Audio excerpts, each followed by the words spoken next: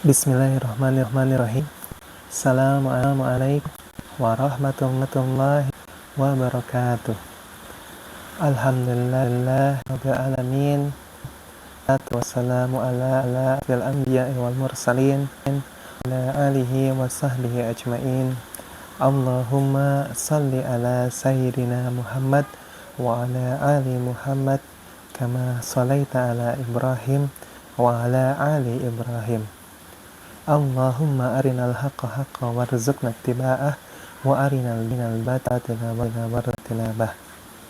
Allahumma inni afuwun karim tuhibbul afwa fa'fu anna ya karim.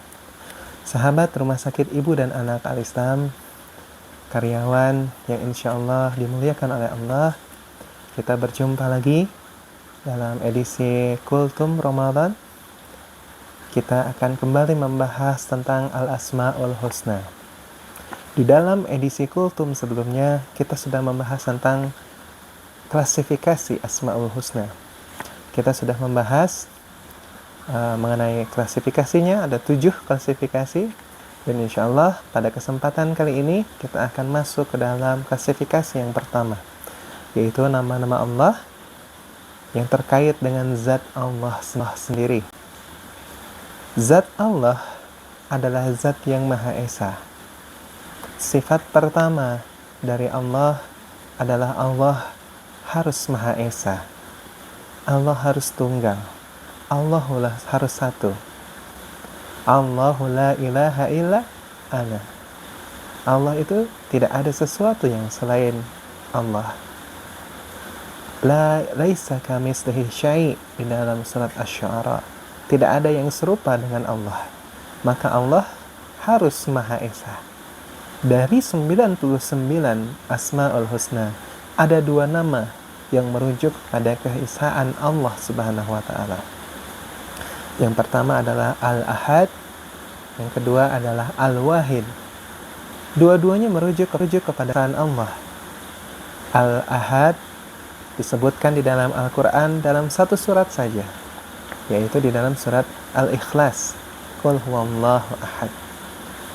Sedangkan Al-Wahid diulang-ulang di dalam Al-Quran, disebutkan di banyak surat di dalam Al-Quran. Salah satunya di surat Al-Baqarah ayat 163, wa ilahukum ilahu wahid. Apa perbedaan antara Al-Ahad dan Al-Wahid? Sebenarnya tidak ada perbedaan. Dua-duanya merujuk kepada keesaan Allah Subhanahu wa Ta'ala.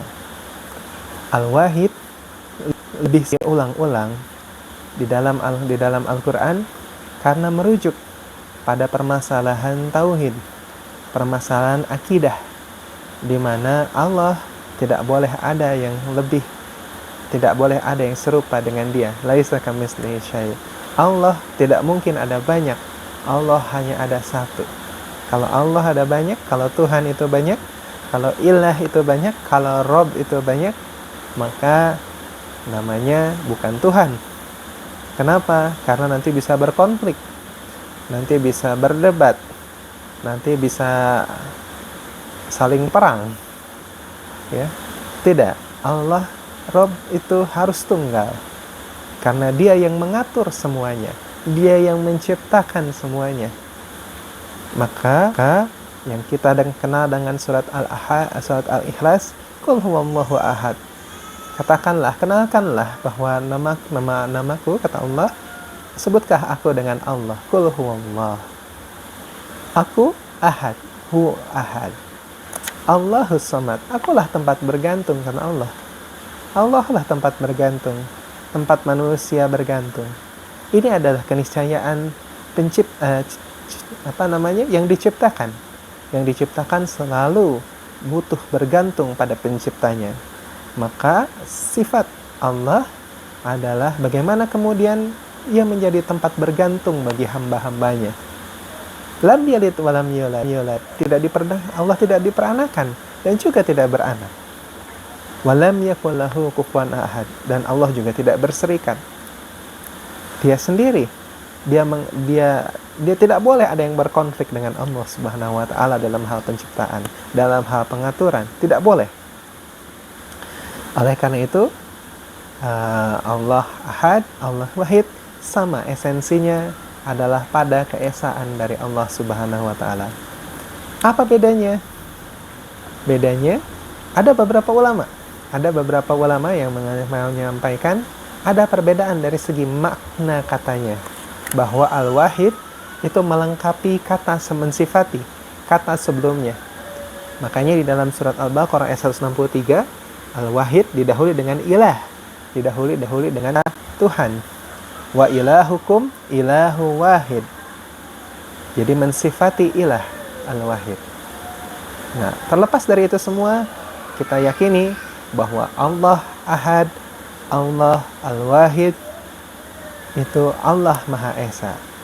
Jadi sifat Allah yang pertama adalah sifat Esa. Seperti di Pancasila, ketuhanan yang Maha Esa.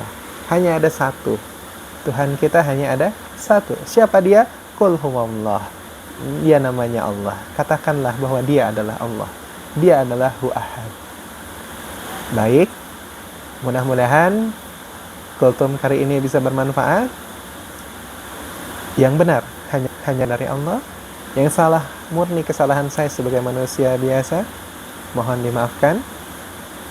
Adapun nanti doa terkait dengan Al-Wahid dan Al-Ahad ini, ia menyusun Ismillahul Azam yang akan kita bahas setelah kita menuntaskan semua klasifikasi Al-Asma'ul Husna.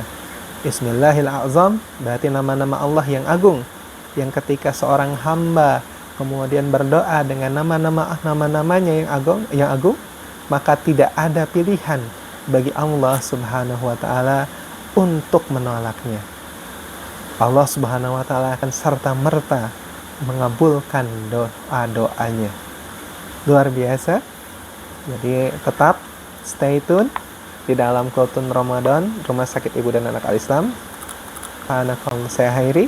Subhanakallahumma bihamdika asyhadu an la ilaha illa anta astaghfiruka wa atubu ilaik. Terima kasih. Wabillahi taufiq wal hidayah. Assalamualaikum warahmatullahi wabarakatuh.